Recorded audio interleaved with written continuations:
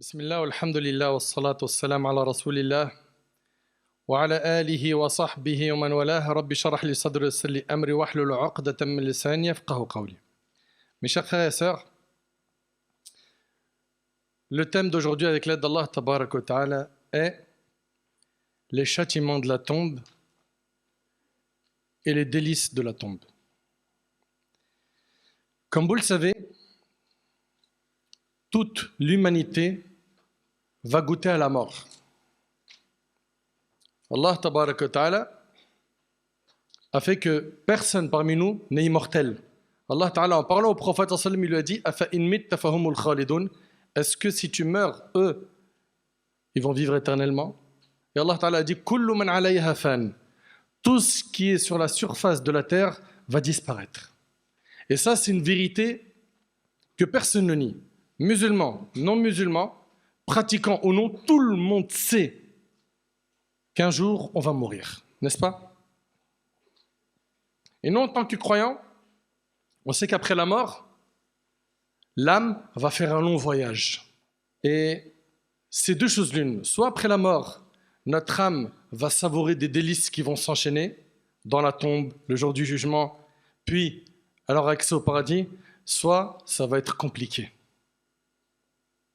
Et j'implore Allah subhanahu wa ta'ala de me faciliter, ainsi qu'à vous, de vivre sur l'obéissance et de mourir sur une bonne action, d'être ressuscité sur celle-ci. Et qu'Allah tabaraka wa ta'ala m'accorde ainsi qu'à vous notre livre de la main droite. D'après Abu Sa'id al-Khudri radiyallahu anhu, le prophète sallallahu a dit lorsque la dépouille d'un mort est posée et que les hommes la portent sur leurs épaules, donc quand on est en train de porter un corps, si la personne était pieuse, alors qu'on est en train de la porter, ça y est, elle est morte. Eh bien, si la personne était pieuse, elle dit qui? La dépouille, avancez-moi, avancez-moi. Et si la personne n'était pas pieuse, elle dit oh malheur à moi, où m'emmenez-vous? Toute chose entend sa voix sauf les hommes. Et s'il l'entendait, il serait foudroyé. Donc l'âme, dès le départ, elle sait dans quelle direction elle va. Est-ce qu'elle va vers des délices ou des supplices? Et c'est pour cela, mes frères et mes sœurs, il faut impérativement maîtriser ce qui va être dit aujourd'hui. Et aujourd'hui, bi'idhnillahi tabaraka wa ta'ala, le thème que je vais aborder avec vous, il aura une continuité qui se fera bi'idhnillah dans d'autres événements où on va parler, Inch'Allah, de la résurrection en détail. On va parler du souffle d'Israfil dans la trompe, combien de fois il va souffler, etc. On va parler de la résurrection. On va parler également des règles qu'Allah va établir le jour du jugement. On va parler également dans cette série de la balance, du pont du Sirat. On va parler de l'intercession du prophète alayhi salatu wassalam, de pas mal de sujets jusqu'à arriver à Al-Jannah wa An-Nar, le paradis et l'enfer. Enfin, j'implore Allah tabaraka wa ta'ala de bénir cette série et de faire qu'elle soit un maximum utile. Et cette série, c'est du concret.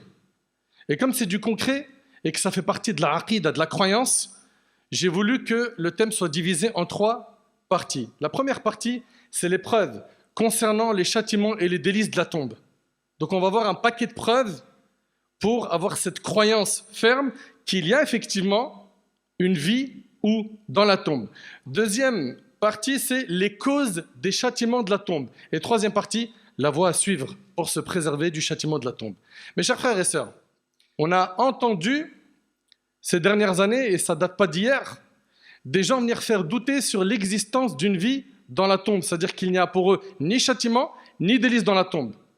Ils ont dit, il n'y en a pas, c'est des inventions, les hadiths qui parlent de ça, c'est une invention, il n'y a rien d'authentique, il n'y a rien de sarih dans le Coran, il n'y a rien d'explicite dans le livre d'Allah à ce sujet, et puis, il n'y a qu'Allah qui connaît le monde invisible, et Allah a dit dans le Coran que le prophète sallam ne connaît pas le monde invisible. Tout ce que vous entendez là, c'est quoi? Ça s'appelle des shubuhat, des ambiguïtés. Des ambiguïtés. Et nos savants, ils ont répondu à ça. Ils ont répondu à ça. Et ces gens-là, ils font plus de la peine qu'autre chose. Pourquoi? Parce qu'effectivement, le prophète, alayhi salatu wassalam, il ne connaît pas le monde invisible. N'est-ce pas? Il n'y a qu'Allah qui connaît le ghaib. C'est vrai ou pas? Mais avez-vous oublié qu'Allah a informé son bien-aimé, alayhi salatu wassalam, de certaines choses qui font partie du monde de l'invisible? Et avez-vous oublié qu'Allah Ta'ala a dit wa ma yantiqu anil hawa, il ne prononce rien sous l'effet de la passion, In huwa illa wahyun yuha, ce n'est rien d'autre qu'une révélation inspirée. Donc lorsque notre bien-aimé alayhi salatu wassalam, il parle de choses qui font partie du monde de l'invisible, et là c'est un parti aqida, croyance. Je vous demande d'être bien attentif. Quand notre prophète alayhi salatu wassalam nous parle de la foi en Allah, des anges, qui nous parle du jour dernier, qui parle du destin, quand notre bien-aimé alayhi salatu wassalam, il parle de ces choses qui font partie du monde de l'invisible, est-ce qu'il invente cela? Non. C'est une révélation que lui vient. Il s'agit d'une révélation qui vient d'Allah. Allah il dit, et il ne prononce rien sous l'effet de la passion, ce n'est rien d'autre qu'une révélation inspirée. Allamahu shadidul quwa, que lui a enseigné qui? L'ange Gabriel à la force prodigieuse. Notre bien-aimé alayhi salatu wassalam a eu accès à des informations du monde de l'invisible par le biais de qui? De son Seigneur Azza wa Jal. Et sachez que croire au monde de l'invisible, ça fait partie des qualités des croyants. Allah tabarak wa ta'ala, dans Surat al-Baqarah, بعد أعوذ بالله من الشيطان الرجيم بسم الله الرحمن الرحيم, Allah ta'ala il dit Alif Lam Mim, ذلك الكتاب لا ريب فيه. Continuez. هدى للمتقين. On continue. الذين يؤمنون بالغيب. بارك الله فيكم. Alif Lam Mim. Voici le livre dont il n'y a aucun doute. Allahu Akbar. Allah subhanahu wa ta'ala, après la Fatiha, les premiers versets de Surat al-Baqarah, il nous dit que ce livre, le Coran, il n'y a aucun doute sur son sujet. C'est la vérité. Ce livre, c'est une guidée pour les pieux. Qui sont les pieux? Ceux qui font ce qui est obligatoire et qui délaissent ce qui est interdit. Allah ta'ala, il dit que ce livre est une guidée pour les pieux. Alladhina yu'minuna bil ghaib, ceux qui croient au monde invisible. Et donc, ces personnes-là, qui renient l'existence de la vie dans la tombe, des châtiments et des délices de la tombe, sont, écoutez attentivement s'il vous plaît, dans l'égarement. Est-ce que c'est mes paroles? Non. L'imam Al-Qurtubi, rahimahullah, et l'imam Ibn Hajar, rahimahullah, dans Fath al-Bari et dans Tafkiratu l'imam Al-Qurtubi, ces deux grands savants nous disent que seuls les athées ont renié l'existence de quoi? Du châtiment de la tombe, hein, des délices de la tombe. Et ils ne sont pas les seuls. Il y a les athées. Écoutez attentivement s'il vous plaît. Hein. Ceux des musulmans qui optent pour la doctrine philosophique. Ils ont réfuté le châtiment de la tombe en disant qu'il n'y a rien de réel. Est-ce qu'ils sont les seuls? Non, il y a aussi la secte des Khawarij et certains Mu'tazila. Et qui les a contredits? L'écrasante majorité des savants de la Sunna. Ok? Donc l'écrasante majorité des savants musulmans, sunnites, affirment qu'il y a bel et bien quoi? Une vie dans la tombe. Certes, ça fait partie du monde invisible, mais nous, on a l'obligation de croire en tout ce qu'Allah tabaraka ta'ala nous a rapporté, qui fait partie du ghaib, du monde invisible, et ce que son prophète alayhi salatu wassalam, a rapporté dans la sunna authentique. L'imam Ahmad rahimahullah, il a dit Adhabul qabr haq. Il a dit le châtiment dans la tombe, c'est une vérité. Wa man ankarahu fa huwa dal mudil. Il a dit et quiconque renie l'existence du châtiment de la tombe, c'est un égaré égareur. Et on parle de qui là? De l'imam Ahmad rahimahullah. Tout ce qui nous vient de la part de notre bien-aimé alayhi salatu wassalam, avec une chaîne de transmission qui est valide, nous l'acceptons. Nous l'acceptons. Car si on ne l'accepte pas, si on n'accepte pas ce qui est authentique, qui nous vient du prophète sallallahu alayhi wa sallam, sachez qu'on rentre en opposition avec l'ordre d'Allah. Avec l'ordre d'Allah. Allah tabarak wa ta'ala a dit « Wa ma atakumur rasoul fakhudhuhu wa ma nahakum anhu fantahu » C'est-à-dire quoi? Ce que le messager vous donne, prenez-le. Et ce qu'il vous interdit, abstenez-vous-en. Ok? Donc Allah tabarak wa ta'ala, il nous dit quoi? Que ce que le prophète sallallahu alayhi wa sallam, il va nous ordonner, on l'accepte. Et ce qu'il nous interdit, on doit quoi? S'en abstenir. Et je tiens à rappeler que ce que le prophète sallallahu alayhi wa sallam ordonne ou interdit, il provient de qui? D'Allah. Parce que وَمَا يَنْتِقُ عَنِ الْهَوَى. Il ne prononce rien sous l'effet de la passion. Ce n'est quoi? Ce n'est qu'une révélation inspirée. Inspirée par qui? Par Allah tabaraka wa ta'ala. Parfait. Mes chers frères, mes chères sœurs, une définition hyper importante que nous donne Ibn Abi al-Izz al-Hanafi. Le grand savant Ibn Abi al-Izz al-Hanafi, rahimallah, il dit, et soyez très attentifs, surtout quand il s'agit de définition. Là, on parle d'un point dogmatique qui fait partie de la croyance.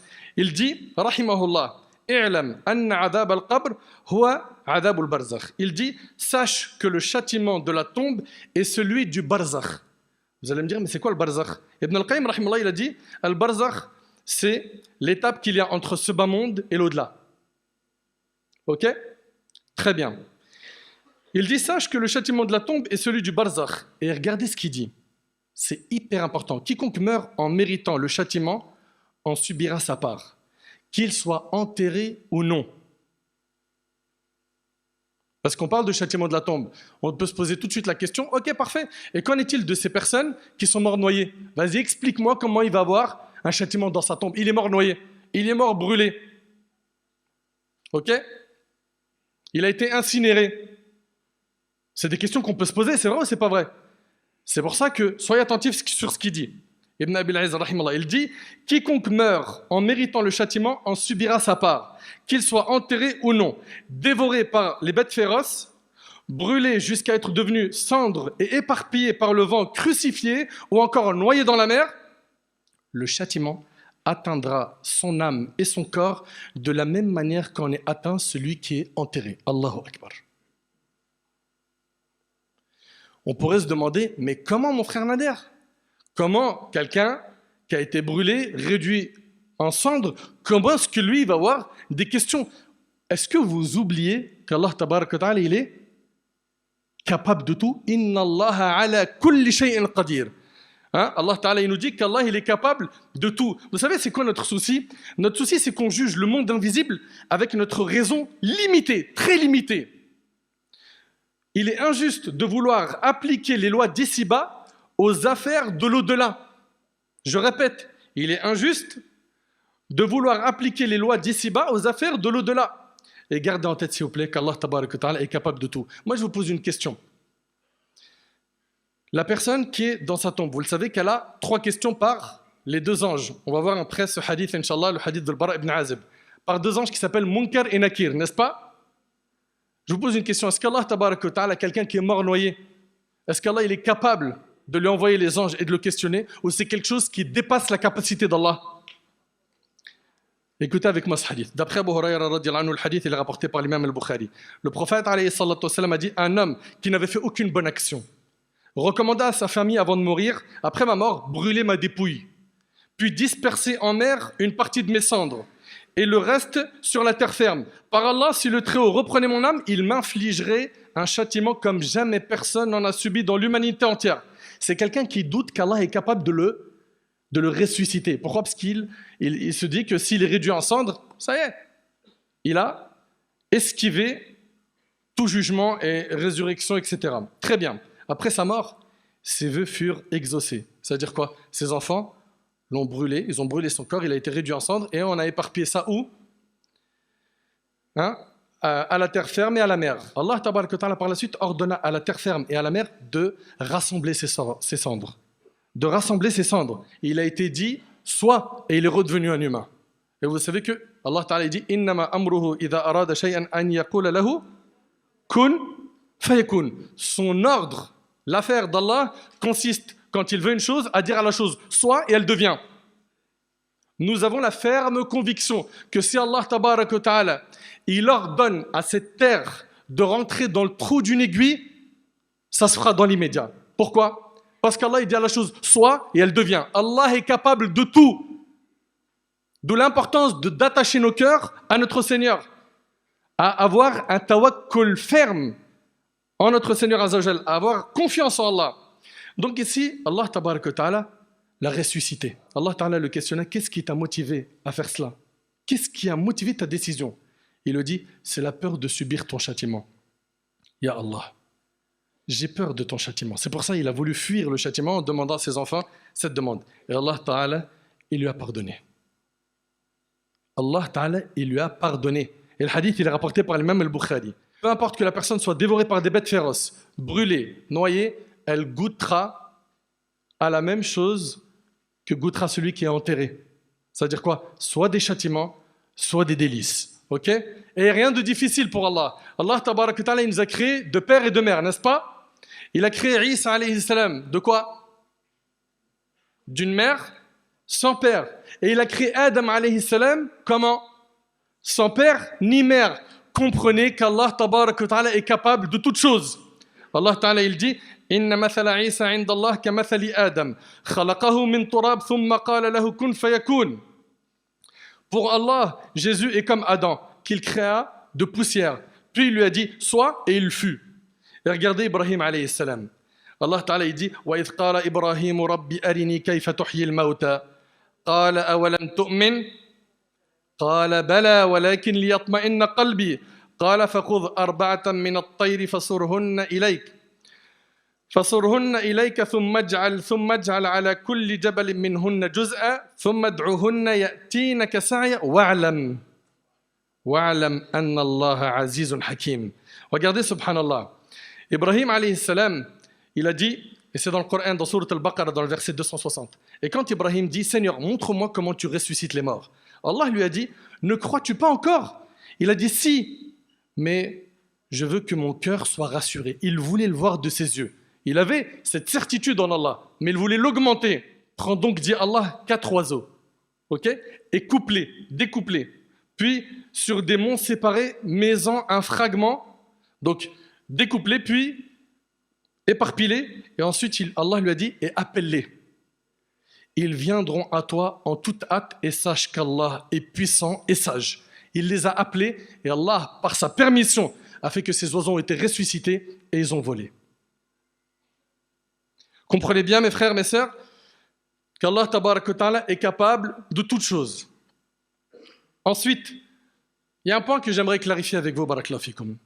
C'est qu'il arrive souvent, comme on a beaucoup de cartésiens parmi nous, il y a beaucoup de gens qui font fonctionner la raison dans tout, même dans ce qui est raïbi, les choses qui font partie du monde de l'invisible. Et ils vont dire, mais comment il peut y avoir un châtiment dans la tombe?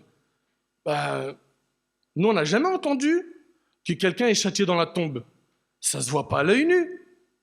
Okay? Et donc, ces personnes-là, ils vont faire passer la raison avant les textes de la religion jusqu'à arriver à un stade où ce que la raison accepte des textes coraniques et prophétiques, il l'accepte. Et ce que sa raison refuse, pour lui, même si ça vient du Coran ou de la sunna du prophète, il écarte ça, il met ça de côté. Alors, mes frères et sœurs, comprenez une chose, c'est que le réflexe du croyant face à la révélation, c'est « Sami'na wa ata'na ». Nous avons entendu et nous avons obéi. Ibn Taymiyyah, rahimallah, il a dit, et subhanallah, vous allez entendre des paroles en or. Il a dit, la raison est un moyen de distinguer les choses, mais il y a des choses que la raison ne peut distinguer seule. Donc toi, tu me dis que tu peux tout comprendre. Sache qu'il y a des choses que tu peux comprendre et il y a des choses que tu ne peux pas comprendre. L'âme qui est dans ton corps, tu ne peux pas comprendre comment elle est. Et là, on parle de quelque chose que chacun d'entre nous a. Et c'est pour ça que je vous invite, Allah yabarik fikoum, à vraiment faire attention à ce que votre raison ne dépasse pas les limites du din. La raison saine est celle qui se soumet au texte. Et la personne qui a une raison saine ne s'oppose pas au texte par quoi? Par la raison. Il ne fait pas passer la raison avant les textes.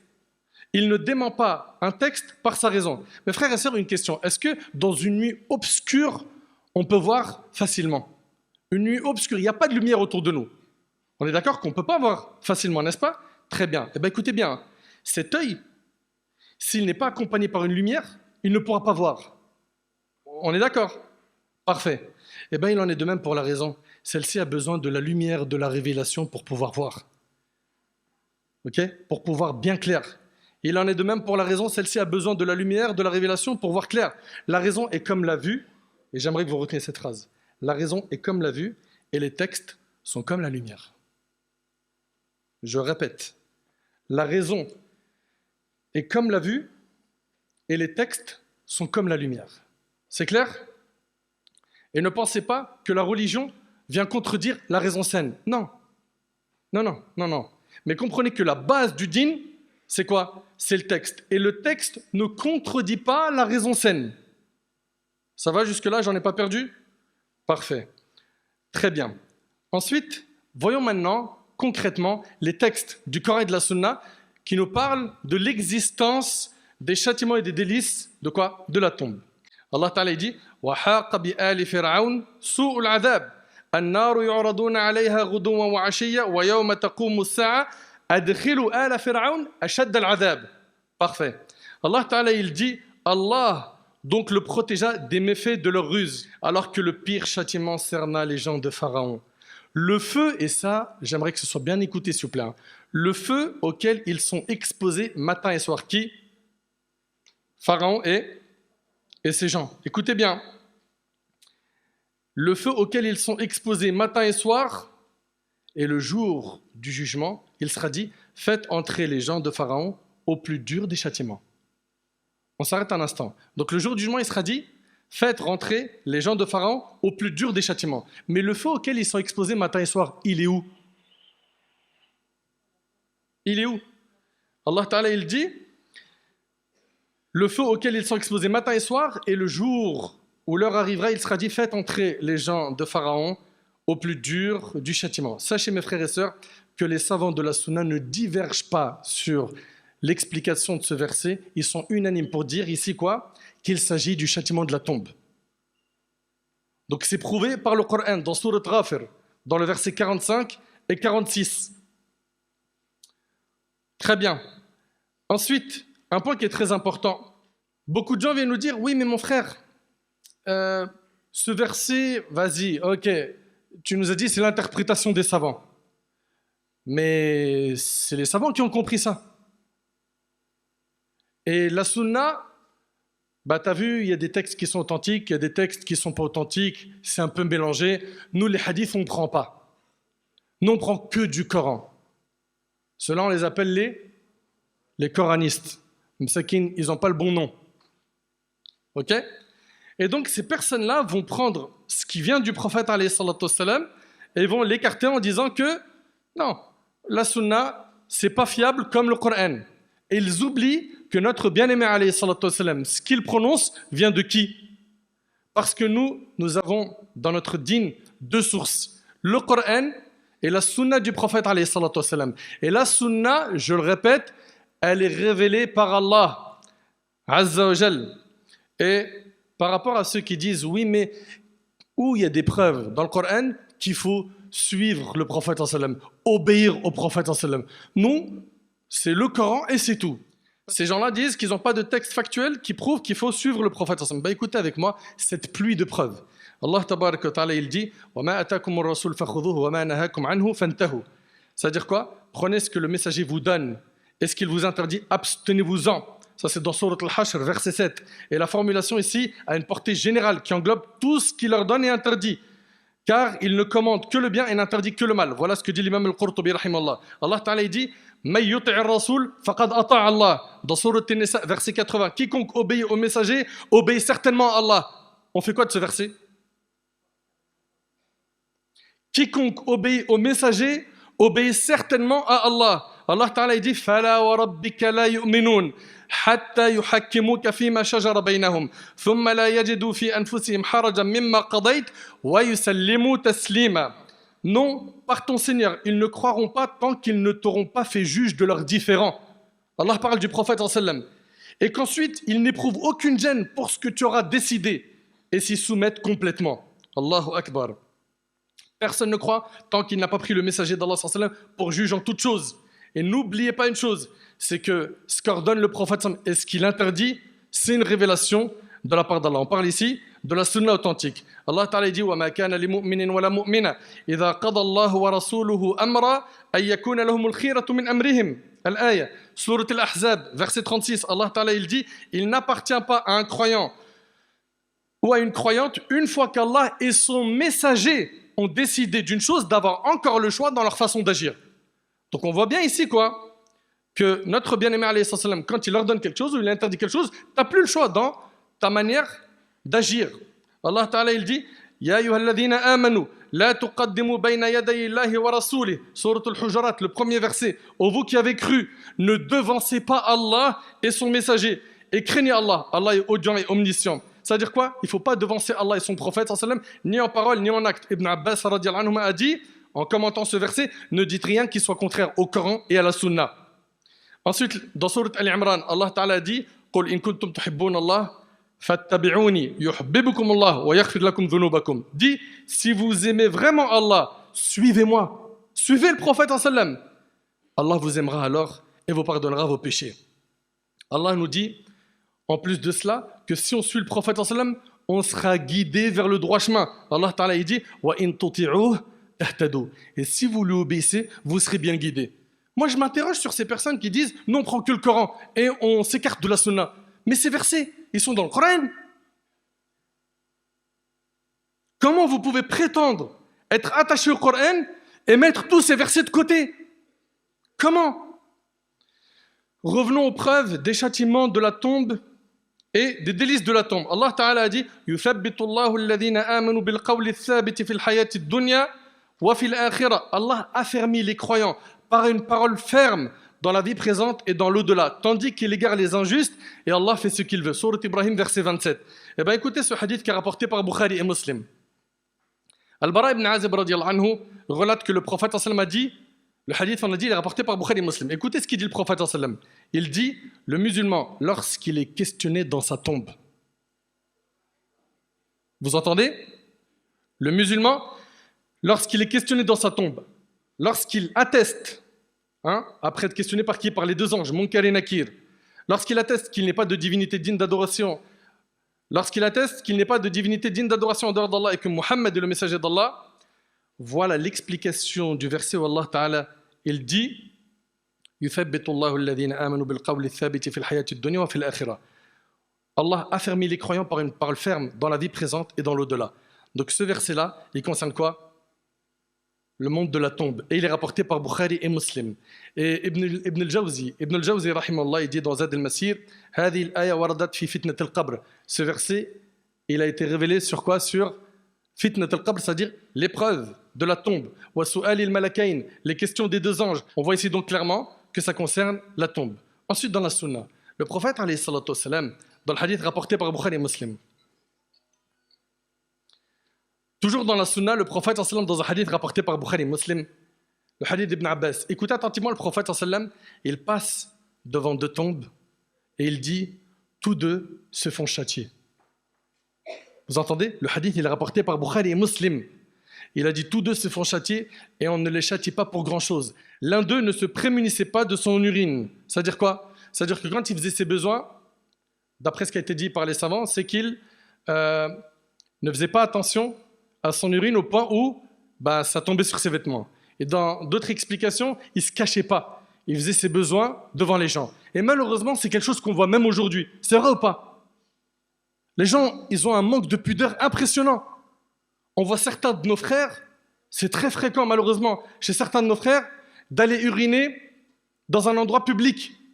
Ils ne se cachent pas. Ils ne se cachent pas. Et combien de fois ces urines-là tombent sur leurs vêtements? Ça, c'est une parmi les causes des châtiments de la tombe. Vous imaginez? Et tandis que l'autre, le deuxième qui est châtié dans sa tombe, il colportait les paroles des uns aux autres. Et le hadith, il est rapporté par Bukhari Muslim. Kana yamshi bayna an-nas bin namima. Ça veut dire quoi? Ça veut dire que c'était quelqu'un qui colportait. Il faisait namima. C'est quoi le namima? C'est naqlul kalam ala wajhi al-ifsad. Ça veut dire quoi? Ça veut dire c'est de rapporter les paroles des uns contre les autres pour corrompre les relations des gens. Et sur le net, il y a ça à volonté, comme chez Flunch. Mais wallah, c'est vrai, c'est impressionnant. Ouais, t'as vu un tel, il a dit quoi sur toi? T'as vu un tel? Subhanallah, l'islam appelle à l'amour, la fraternité, l'union, et certains sont devenus des outils de Satan. Ils sont là en train d'essayer de détruire les relations des autres en disant « Mais t'es pas au courant de ce qu'il a dit sur toi ?» Ça fait partie des grands péchés pour lesquels tu as une sévère menace. Tu t'en repens pas, tu t'exposes à être châtié dans ta tombe. C'est grave. Et subhanallah, je répète encore une fois, notre prophète, il ne prononce rien sous l'effet de la passion. Ce n'est qu'une révélation inspirée. Et j'aimerais que vous méditiez sur ce qu'Ibn al-Qayyim, rahimahullah, il a dit dans I'lam al-Muwaqqi'in, concernant la sunna, concernant le rôle de la sunna. Il a dit que la sunna a 3 rôles. Soyez attentifs, s'il vous plaît. Je sais qu'il y a du technique, mais on vit une époque où maintenant, on est obligé de vous donner du technique. Vous devez avoir des outils pour pouvoir comprendre beaucoup de choses. La sunna a 3 rôles. 1, confirmer ce qu'il y a dans le Coran. Confirmer ce qu'il y a dans le Coran. Allah Ta'ala, il dit « Wa aqimus salat wa atu zaka » Accomplissez la prière et acquittez-vous de la zakat. Le prophète, dans le hadith d'Ibn Omar, qui est dans les 2 recueils authentiques, il a dit que l'islam est bâti sur 5 piliers. Parmi les piliers de l'islam, il y a l'accomplissement de la prière. On est d'accord ou pas? Donc ici, ce hadith vient confirmer une obligation qui est dans le Coran. Deuxième rôle de la sunna, c'est d'expliquer ce qui a été évoqué dans le Coran. Allah Ta'ala dit, accomplissez la prière et acquittez-vous de la zakat. Parfait. Parfait. Mais comment on prie? Combien il y a de rak'at? À quelle heure on les fait? Qu'est-ce qui annule la prière? Quels sont les piliers de la prière? Quels sont les sunnahs de la prière? Quels sont les makruhat de la salat? Qu'est-ce qui est déconseillé en prière? Tout ça, vous le trouverez dans la sunna du prophète alayhi salatu wassalam, qui elle-même, je le rappelle, émane d'Allah. Vous suivez? Très bien. De même, notre bien-aimé alayhi salatu wassalam, il a clarifié comment sortir la zakat, qui est obligatoire par le Coran. Wa aqimu salat wa atu zakat. Accomplissez la prière et acquittez-vous de la zakat. Comment je la calcule, la zakat? Le 2,5%, la rub'losh, mais il n'est pas dans le Coran. N'est-ce pas? Comment on calcule la zakat? Tout ça, vous allez le trouver où? Dans la sunna. Troisième rôle de la sunna, c'est qu'elle va venir rendre obligatoire quelque chose qui n'a pas été obligatoire par le Coran, ou interdire quelque chose qui n'a pas été interdite par le Coran. Et cette obligation et cette interdiction, vient d'Allah. Ok? Et c'est le prophète alayhi salatu wassalam, qui va communiquer cela. Un exemple d'une obligation qui n'est pas dans le Coran, Zakatul Fitr. Vous connaissez Zakatul Fitr ou pas? Ça se donne quand? À la fin de Ramadan, n'est-ce pas? Ça, c'est pas dans le Coran. Ok? Parmi les choses qui vont être interdites, qui ne sont pas dans le Coran, le fait que l'homme porte de l'or. Ça, c'est dans la sunna et ce n'est pas dans le Coran. Donc, j'aimerais que vous compreniez que la sunna, elle a 3 rôles. Ok? Parfait. Mes chers frères, mes chères sœurs, toujours dans la continuité de ce qu'on est en train de dire. Regardez ici, subhanallah, le hadith suivant, selon Al-Miqdam ibn Ma'di Karib, le prophète a dit: j'ai reçu le Coran et son semblable avec, rapporté par Tirmidhi. C'est quoi le semblable avec? C'est la sunna. Ok? Et l'imam Al-Awza'i, rahimahullah, il a vécu dans les premières générations, il fait partie des pieux prédécesseurs. Il rapporte que Hassan ibn Atiyya a dit: Gabriel transmettait la révélation divine au messager d'Allah et la sunna expliquait le Coran. Vous entendez? Et Ayyub al-Sirtiani, rahimahullah, il a dit: si on parle de la sunna à quelqu'un et qu'il dit, écoutez bien, faites-moi grâce de ça et parle-moi du Coran, c'est-à-dire écartez-moi le sunna et parlez-moi que du Coran, sachez que vous avez affaire à un égaré qui cherche à égarer d'autres. Voilà ce que nous ont enseigné nos pieux prédécesseurs. Et pour vous confirmer toujours que la sunna vient d'Allah, selon Abdullah ibn Amr ibn al-As, le prophète a dit: Allah pardonne aux martyrs toutes choses, excepté quoi? Allah il pardonne toutes choses aux martyrs, excepté Ad-Dayn, la dette. Ok? Et ça, c'est rapporté par Muslim. Et dans la version de l'imam al-Nasa'i, à la fin, le hadith, et dans la version de l'imam al-Nasa'i, à la fin du hadith, le prophète ajouta: Gabriel m'en a informé. Est-ce que c'est bien clair pour tout le monde ce que je suis en train de dire jusque-là? Très très bien. Et retenez qu'Allah Ta'ala a dit dans Surat An-Nisa, verset 80, May yuti'ir rasoul faqad ata Allah, quiconque obéit au messager, obéit certainement à Allah. Et tout ce qu'Allah a interdit, son statut juridique est comme ce que notre bien-aimé alayhi salatu wassalam va interdire. Fama harramahu Allah hukmuhu ka hukmi ma harramahu an-nabi alayhi salatu wassalam. Tout ce qu'Allah a interdit, son statut juridique est le même que ce que le prophète alayhi salatu wassalam a rendu interdit. Pourquoi? Parce que le prophète ne prononce rien sous l'effet de la passion. Très bien. On continue toujours sur les preuves qui montrent qu'il y a bien un châtiment et des délices dans la tombe. Notre bien-aimé alayhi salatu wassalam, dans le hadith rapporté par Al-Bukhari selon Abu Huraira, il disait: Allahumma inni a'udhu bika min azab al-qabr. Oh Allah, je me réfugie auprès de toi contre les supplices de la tombe. Mais si ça n'existait pas, pourquoi est-ce que le prophète sallam il demande à Allah de le protéger des châtiments de la tombe? Et le hadith il est rapporté par l'imam al-Bukhari. Et l'imam Muslim rahimallah a rapporté dans son sahih que Zayd ibn Thabit radiyallahu anhu a dit: tandis que le prophète sallam était sur sa mule près d'un jardin appartenant au Bani Najjar et que nous étions en sa compagnie, la mule s'effraya. Écoutez bien et imaginez la scène. La mule s'effraya et s'écarta du chemin. Elle faillit le désarçonner. Et voilà qu'il y avait 6, 5 ou 4 personnes enterrées. Il a dit, alayhi salatu wassalam, qui connaît ceux qui sont morts dans ces tombes? Un homme a répondu: moi. Le prophète a dit: quand sont-ils morts? Il répondit: ils sont morts durant l'époque de l'idolâtrie. Le prophète alayhi salatu wassalam a dit: les gens de cette communauté se feront certes éprouver dans leur tombe. Ils seront éprouvés. Bien évidemment, soit ça sera des supplices, soit ils auront des délices. Et le prophète sallallahu alayhi wa sallam a dit, écoutez attentivement s'il vous plaît, si je n'avais pas peur que vous délaissiez l'enterrement en entendant les cris que poussent les personnes châtiées, j'aurais invoqué Allah pour qu'il vous fasse percevoir le châtiment de la tombe dont j'entends une partie. Allahu Akbar. Allahu Akbar. Dans un hadith rapporté par l'imam al-Bukhari, d'après Amra bint Abdurrahman, une femme juive est venue questionner Aïcha, la femme du prophète alayhi salatu wassalam, et elle a dit qu'Allah te protège du châtiment de la tombe. Elle a dit ça à qui? À Aïcha, la femme du prophète sallallahu alayhi wa sallam. Alors Aïcha a demandé au prophète sallallahu alayhi wa sallam, est-ce que les gens sont châtiés dans leur tombe? Le prophète sallallahu alayhi wa sallam a dit qu'Allah me protège de cela. Donc on voit bien qu'il approuve alayhi salatu wassalam qu'il y a quoi? Un châtiment dans la tombe. Parfait. Et puis maintenant, on va entamer un hadith qui est long et on approche vers la fin. Ce hadith-là, il est très connu, il est long et il est riche en enseignements. Et j'aimerais, Allah yabarik fikoum, que vous méditiez bien le contenu de ce hadith parce qu'il apporte de l'espoir pour les gens qui font des efforts et il y a aussi des menaces sévères pour les désobéissants, ceux qui ont négligé le din, la religion. Al-Bara ibn Azib radiyallahu anhu a dit, nous avons assisté avec le prophète sallallahu alayhi wa sallam aux funérailles d'un homme parmi les Ansar, c'est-à-dire les musulmans de Médine. Nous nous sommes arrêtés à sa tombe avant que sa cavité latérale ne soit creusée.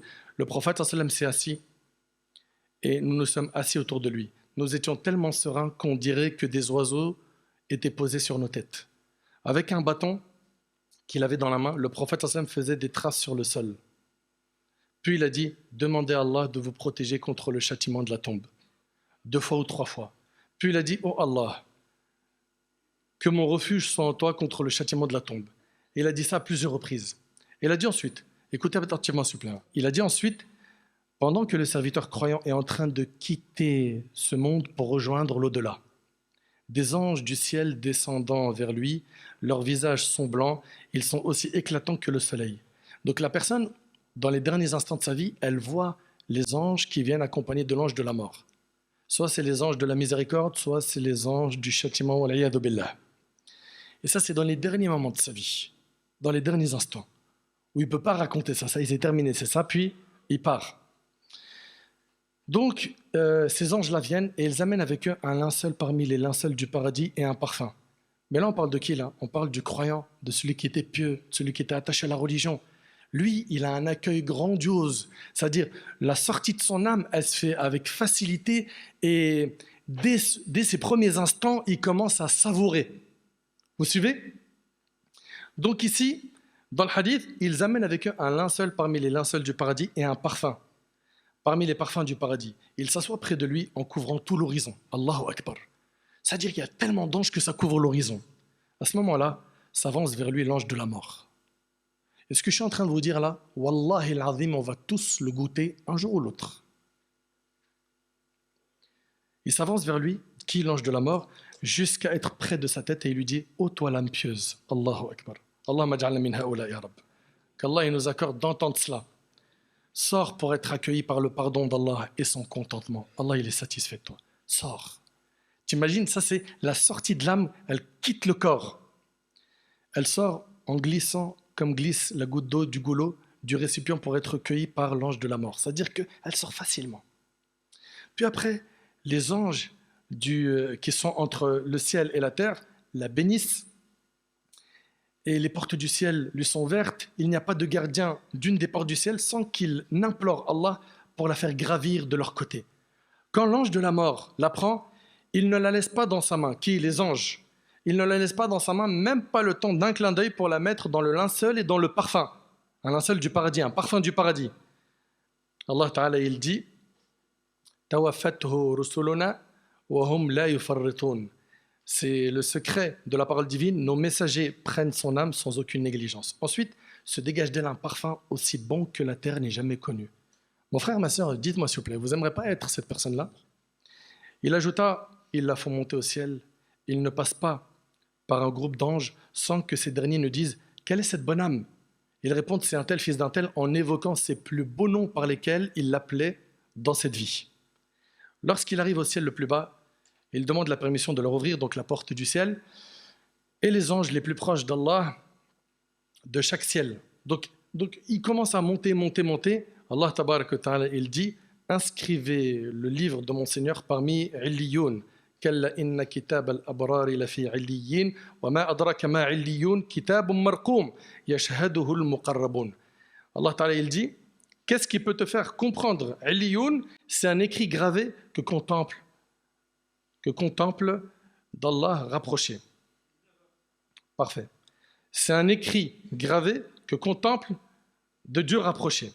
On inscrit donc son livre parmi Illiyoun, puis il lui sera dit, ramenez-le, donc ramenez cette âme à la terre, car c'est à partir d'elle qu'elle a été créée, c'est à partir d'elle qu'ils vont revenir, et d'une seconde fois, je les ferai ressortir. Le prophète, il continue, il dit, son âme est ramenée à son corps. Ok? À ce moment-là, 2 anges le feront asseoir et lui diront, là il est dans sa tombe. Et ça, wallahi, qu'on ne va pas y échapper. Qui est ton Seigneur? Il dira, mon Seigneur est Allah. Quelle est ta religion? Ma religion est l'islam. Que disais-tu au sujet de cet homme qui a été envoyé parmi vous? Il dira, c'est qui? C'est le messager d'Allah. Qu'as-tu appris comme science? J'ai lu le livre d'Allah, j'y ai cru. Et là, subhanallah, ça c'est la concrétisation du verset. Allah dit, yuthabbitullahu alladhina amanu bil qawli thabiti fil hayati dunya wa fil akhirah. Allah a affermi les croyants par la parole ferme dans la vie d'ici-bas et dans l'au-delà. Et là, à ce moment-là, il y a un héros du ciel qui va crier. Il va dire quoi? Mon serviteur a dit la vérité. Étalez-lui une couche du paradis. Habillez-le d'un vêtement du paradis. Une fois ouverte, son souffle apaisant et son odeur, c'est-à-dire qu'on va lui ouvrir un accès vers le Jannah. Il est dans sa tombe et il a un accès au paradis.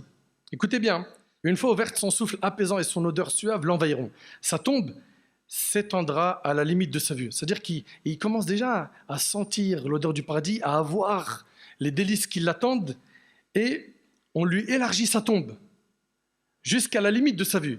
Et il se présente à lui quelqu'un qui a un beau visage. Écoutez bien, quelqu'un qui a un beau visage, un homme qui a un beau visage, de beaux vêtements et une bonne odeur. Et il lui dira, aie de bonnes nouvelles de ce qui te réjouira. Donc il lui annonce des bonnes nouvelles. Il lui dit, voici la journée qui est la tienne, qui t'a été promise. Et il lui dira qu'Allah te dispense la bonne nouvelle du bien. Qui es-tu?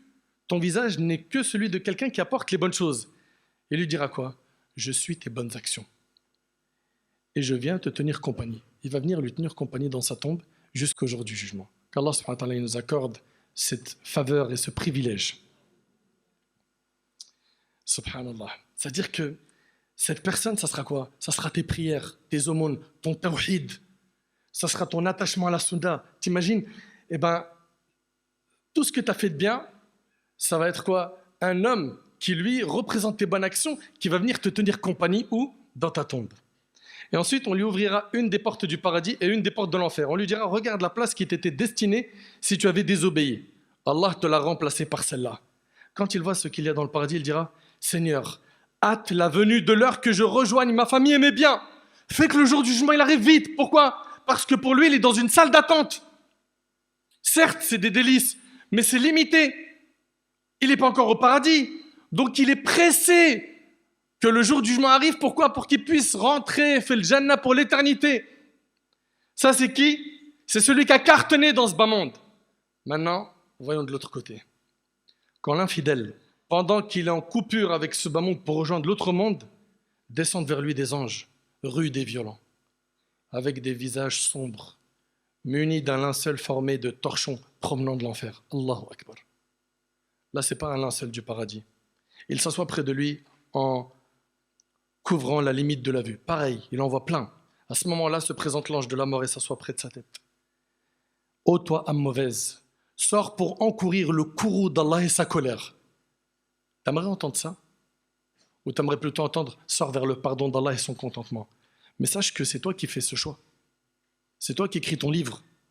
Quand vous êtes sur TikTok à regarder des lives qui appellent à la désobéissance, à tuer votre temps, qui est votre capital, au lieu de faire des bonnes actions, quand vous êtes en train de partager des rumeurs, des informations qui sont nocives, des péchés, mais vous êtes en train de vous autodétruire. Vous êtes en train de faire n'importe quoi. Et il n'y a que 2 directions après la mort. Fariqun fil jannah wa fariqun fis sa'ir. Des gens qui seront au paradis, d'autres qui seront en enfer. Puis ici, subhanallah, l'âme se ramifiera alors de son corps et il l'arrachera comme on arrache la broche de la laine mouillée. Donc l'âme va sortir très difficilement. Chaque ange habitant entre le ciel et la terre va maudire cette âme, alors que de l'autre côté, ce n'était pas le cas. Ainsi que chaque ange habitant le ciel, les portes du ciel se fermeront. Il n'y a pas de groupe d'anges gardiens des portes qui n'invoquent Dieu pour que son âme ne passe à côté de lui.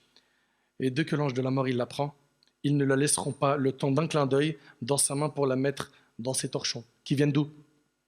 De l'enfer. Une odeur aussi désagréable que la pire des odeurs d'une charogne qu'on peut trouver sur cette terre se dégage d'elle. Allahu Akbar. Ensuite, ils la font monter. Ils ne passent pas près d'un groupe d'anges sans que ces derniers disent « Quelle est cette âme mauvaise ?» C'est un tel fils d'un tel en le désignant par les noms les plus mauvais par lesquels il l'appelait pendant qu'il était vivant. Arrivé au ciel le plus bas, on demandera la permission d'ouvrir, mais on ne leur ouvrira pas. Puis le prophète sallam récita « Inna alladhina kazzabu bi ayatina wastakbaru anha la tufattahu lahum abwabu as-sama' wa la yadkhuluna al-janna hatta yalija al-jamalu fi sammi al-khiyat wa kadhalika najzi al-mujrimin » Allah subhanahu wa ta'ala donc ici nous dit il ne voit pas s'ouvrir les portes du ciel, pas plus qu'il n'entre au paradis jusqu'à ce que le chameau ne pénètre dans le chat d'une aiguille. Allah, le puissant, le glorifié dira « Inscrivez son livre parmi les Sijjin, dans la couche la plus profonde de la terre. » Son âme est alors jetée du ciel jusqu'à tomber sur son corps. Puis le prophète sallam récita « Hunafa'a lillah, ghayr mushrikina bih, wa man yushrik billah faka'annama kharra min as-sama' fatakhtafuhu at-tayr aw tahwi bihi ar-rih fi makanin sahiq. » Celui qui associe Allah, c'est comme s'il dégringolait du ciel et qu'alors un oiseau le happe ou que le vent l'abîme en un lieu perdu. Son âme est ensuite ramenée à son corps. Et là, à ce moment-là, deux anges, sévères, le grondent, le font asseoir et lui disent, qui est ton Seigneur? Et là, il dit quoi? Je ne sais pas. Je ne sais pas. Je ne sais pas pourquoi. Parce que sur terre, il n'a pas appris qui était son Seigneur. Parce que sur terre, il s'est écarté de la voie d'Allah. Parce que sur terre, il refusait la sunna du prophète alayhi salatu wassalam. Parce que sur terre, c'était un esclave de ses passions. Sur terre, la seule chose qui occupait son esprit, c'est comment faire pour faire le maximum de façades, de mal. Pourquoi? Pour concurrencer mes potes et leur dire, moi aussi, je suis parti à Dubaï avec des meufs. Moi aussi, j'étais à Phuket. Et t'inquiète pas, j'ai tout harag. Et ils se vantent du haram aujourd'hui. Et ils le font sans aucune gêne. Où certains et certaines, ils affichent leurs péchés, comme sur TikTok ou autre, une telle qui a fait ça et un tel qui a fait tel péché. Ils se cachent plus. Vous voulez être accueillis par quel type d'ange? Les anges de la miséricorde ou les anges du châtiment? Est-ce qu'on se donne les moyens d'être sauvés à ce moment-là, de trouver le salut? Combien de fois t'as entendu « Hayya ala salah » T'as pas bougé, t'as pas cherché à prier. Combien de fois on t'a dit « Ma sœur, évite cette fréquentation, c'est nocif, fais gaffe ». T'as tourné le dos au rappel, t'as bouché tes oreilles. Et à la fin, j'ai commencé à regretter. Ah, si seulement j'avais pas passé autant de temps devant les écrans, devant des séries, devant des téléréalités, devant des stories, devant des commentaires. Vous avez plus de vie ou quoi? Vous êtes en train de lire les commentaires de tout le monde sur les réseaux sociaux, sur Insta. Faut que je regarde les commentaires sur telle page. Ah, il vient de poster un truc, tiens, je regarde. Mais ta vie, elle est trop naze. C'est impressionnant. Sans compter les autres qui, ah, tu sais quoi, il y avait telle influenceuse. Wallah, hier, elle était dans un concert, et ceci, cela. Mais vous n'avez pas de vie. Occupez-vous de la vôtre. Ces moments-là qu'on est en train de décrire, là, vous allez les goûter. Je raconte pas un film, là, d'Hollywood. C'est du Coran et de la Sunna. Donc, il ne saura pas répondre à qui est ton Seigneur, quelle est ta religion, qui est l'homme qui vous a été envoyé, je ne sais pas, j'ai entendu les gens dire ça. Puis après, il lui sera dit, puisses-tu ne pas le savoir, lui sera-t-il dit, un héros criera, c'est un menteur, écoutez bien, étalez-lui un tapis de l'enfer, ouvrez-lui une porte de l'enfer, il sentira sa chaleur, la chaleur de l'enfer, et son samoum, et la tombe se resserra contre lui jusqu'à ce que ses côtes s'entrecroisent. L'autre, il avait une tombe élargie qui est immense. Et lui, ses os, ils vont se mélanger, il va s'écraser. à l'intérieur de cette tombe. Il va être écrasé à l'intérieur de cette tombe. Ensuite viendra vers lui un homme très laid qui porte des mauvais vêtements. Ils sont mauvais, à votre avis, c'est qui? C'est ses mauvaises actions. C'est ses mauvaises actions. Il restera avec lui. Et qu'est-ce qu'il va dire à la fin pour écourter le hadith? Il dira, Seigneur, ne fais pas venir l'heure. Si déjà c'est difficile maintenant, je ne veux pas voir la suite. Et le prophète, alayhi salatu wassalam, il a dit que la tombe, c'est la première station du jour du jugement. Si cette étape, elle est facile, ce qui viendra après sera facile. Et si cette étape est difficile, ce qui viendra après sera difficile. Mes chers frères, mes chères sœurs, rapidement, qu'est-ce qui fait en sorte que les gens peuvent avoir des châtiments dans leur tombe? Un, le fait de colporter. Et ça, on l'a vu tout à l'heure dans le hadith. Okay? Aussi, le fait de ne pas faire attention à l'urine quand on fait nos besoins et de ne pas se cacher. Également, il y a quoi? Il y a la fornication, le mensonge, le riba, le fait de délaisser le Coran, okay? Le vol. Et pour cela, j'avais fait une vidéo qui s'appelle « Les 4 châtiments de la tombe ». Okay? J'avais fait une vidéo qui s'appelle « Le hadith des 4 châtiments de la tombe ». Vous pouvez l'écouter pour que je puisse, Inch'Allah, écourter et avancer. Donc, toutes ces choses-là, la médisance, parler sur le dos de quelqu'un, salir l'honneur de quelqu'un, comme aujourd'hui on le voit partout sur le net, eh ben ça, c'est des causes de châtiment de la tombe. Maintenant, vous allez me dire, mais comment faire pour être sauvé? Eh bien, très rapidement, si tu veux être sauvé du châtiment de la tombe et ne connaître que les délices, apprends à être droit dans ta pratique religieuse. Sois droit, istaqim. Sois droit, prends le chemin de la droiture, prends pas les chemins de l'égarement. Même si tu seras très peu accompagné, parce qu'il n'y a pas beaucoup de gens qui sont dans le din et qui tiennent bien à la religion. Même si tu es seul, parce qu'autour de toi, les gens ils sont tous dans la désobéissance. Accroche-toi même seul. Accroche-toi. Ce qui se joue après la mort, Wallahi al-azim, c'est grand. Croyez pas que c'est de la blague ce qu'on est en train de voir là. C'est pour ça qu'il faut dès maintenant faire des choix de vie et avoir une personnalité forte. C'est pas n'importe qui m'impose un péché, j'ai peur du regard des gens, donc je fonds dans la masse. Et c'est ce qu'on voit de plus en plus aujourd'hui, au lycée, à la fac, etc. Pourquoi tu fais ça? Frère, si je fais pas ça, si je me range pas, ils vont me marginaliser. Ils vont me dire, ouais, t'es ceci, t'es cela, t'es un bouffon. Et la panoplie de paroles avec lesquelles on les accuse. Reste ferme et sois solide, indétournable. Donc, être droit et suivre la sunna du prophète, alayhi salatu wassalam. Allah il nous a envoyé un modèle qui est Rasulullah, alayhi salatu wassalam. On s'accroche. On s'accroche. Rappelle-toi, mon frère, que tu n'as pas été créé pour rien. Fais le bilan chaque jour de tes actions. Avant de dormir, comme il dit Ibn al-Qayyim, rahimahullah, fais un petit bilan, fais un point sur tes actions. Est-ce que tu as été négligent? Demande à Allah le pardon. Est-ce que tu as fait des bonnes actions à ce moment-là? Dis-toi, est-ce que j'aurais pu en faire plus ou pas? Et subhanallah, si tu meurs avec un repentir sincère, après avoir fait muhasabat al-nafs, un bilan sur tes actions, bi'idnillah, tu vas au paradis. Donc c'est pour ça qu'il faut faire attention à comment est-ce qu'on va mourir. Et il faut qu'on se donne les moyens d'être droit, en fréquentant des pieux, en invoquant Allah, en apprenant le din, en restant solide sur nos convictions. Il n'y a pas de « je veux faire plaisir à un tel, donc je vais faire le péché pour pas qu'on dise de moi ». Non, pourquoi tu ne serais pas toi, celui qui tire le wagon vers le bien, et être celui qui a été le premier à initier dans son groupe, dans sa famille, dans son réseau, les bonnes actions pour que derrière ils suivent? Pourquoi non? Nous, on tire que les mauvaises locomotives, celles qui mènent à l'égarement et au péché. Pourquoi? Jusqu'à quand vous avez peur du regard des gens? Et le regard d'Allah dans tout ça, vous adorez qui? Vous allez rendre des comptes à qui? Aux humains ou à Allah? Quand on voit les actes de certains, on se demande si ils n'ont pas peur de rendre des comptes aux gens. Mais tu n'as aucun compte à rendre aux gens. Fallah yahfazkum, qu'on renoue avec notre Seigneur Azza wa Jal. Alhamdulillah, Allah il nous a permis d'écouter ces discours. Wallahi, c'est pas pour rien. Il n'y a pas de hasard. Il n'y a pas de hasard. Donc, multiplie. Fais un effort pour commencer sur tout ce qui est obligatoire et multiplie les œuvres surrogatoires. Sois droit, lâche pas. Et de cette manière, tu seras sauvé des châtiments de la tombe. Aussi, Surat al-Mulk, le prophète alayhi salatu wassalam, il nous a enseigné que celui qui la récite, eh ben, elle le préserve des châtiments de la tombe. Quand tu la récites chaque nuit. On peut continuer à parler très longtemps sur ce sujet, mais je voulais aborder avec vous des grands axes. Et j'espère que le message est sorti du cœur et a trouvé de la place dans vos cœurs. J'implore Allah tabaraka wa ta'ala de me faciliter ainsi qu'à vous d'être sauvés le jour du jugement. J'implore Allah tabaraka wa ta'ala de m'accorder ainsi qu'à vous une bonne fin. J'implore Allah tabaraka wa ta'ala de faire que notre tombe soit un jardin du paradis et non un trou de l'enfer.